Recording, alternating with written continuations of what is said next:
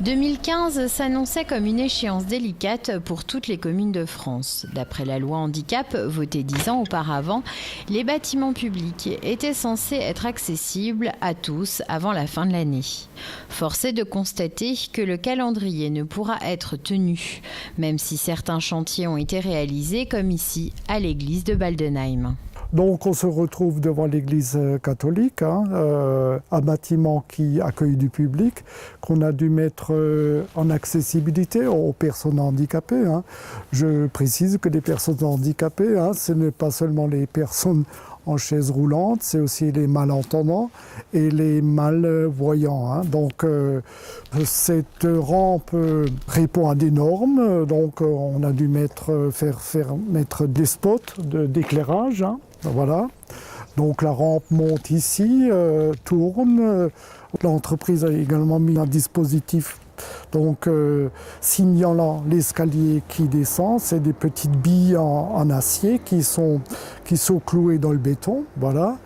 Également, on a dû mettre une rampe pour que les personnes puissent se tenir.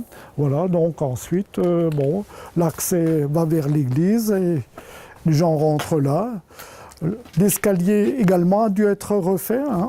On a dû mettre des corniches devant chaque marche. Il reste juste à peindre la contre-marche du dessous en peinture noire. Coût de l'opération, 33 000 € subventionnés à 24%. Un peu plus loin, dans la même rue, le foyer paroissial protestant a lui aussi fait l'objet de travaux de mise aux normes. Ici, impossible d'aménager une rampe. Nous avons été dans l'obligation de mettre un monte-personne puisque l'escalier étant assez haut, le système de rampe aurait été trop long.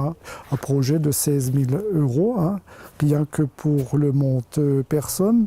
On peut ajouter également que ça nécessite quand même une vérification annuelle. Nous avons passé un contrat de maintenance avec la société qui a installé le monte-personne. La commune doit encore réaliser d'autres travaux de mise aux normes. C'est notamment le cas à l'école du village. Il y a deux marches qui descendent et c'est impossible pour un fauteuil roulant de descendre. Voilà.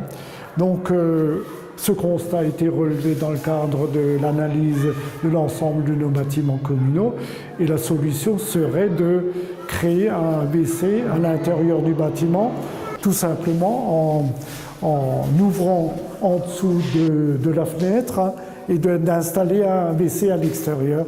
À la salle des fêtes, un autre souci que rencontrent beaucoup de communes, la largeur des portes. Les toilettes ne sont plus aux normes. Elles sont plus aux normes parce que les portes n'ont pas la largeur requise. Il faut que les portes aient au minimum 77 de large par toilette. Or, il s'avère que nos portes ont une largeur de 60 cm. Solution, démolir les WC, donc en enlever un, et puis sur 4 WC, ne laisser que 3 WC. Autre commune, même problématique, comme ici, dans le village de l'Avancelle. On est donc à l'école, et à l'école, comme vous pouvez le voir, l'entrée se fait avec des marches qui ne sont pas, on va dire, objectivement en pleine accessibilité. Donc aujourd'hui, l'objectif, c'est de pouvoir organiser une entrée spécifique, mais sur l'arrière du bâtiment.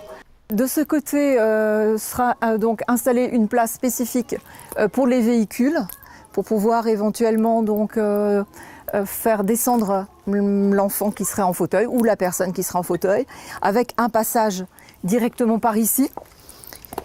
Donc la pente est quasiment acceptable, donc il y aura peut-être juste un petit réajustement à faire, et ensuite donc on va surtout nous travailler sur cette entrée pour faire en sorte que on puisse simplement avoir cet élément-là à changer et accéder à l'école qui ensuite est de plein pied.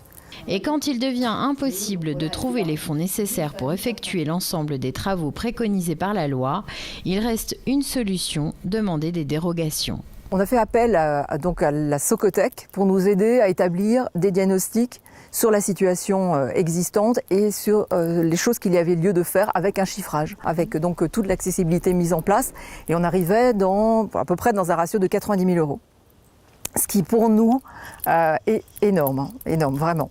Donc ensuite, en venant sur place, en travaillant avec nous, on a essayé donc d'aborder des possibilités de dérogation qu'on a sollicitées, ce qui ramènerait l'enveloppe à 39 000 €. Autre possibilité, faire preuve de bon sens et trouver des alternatives.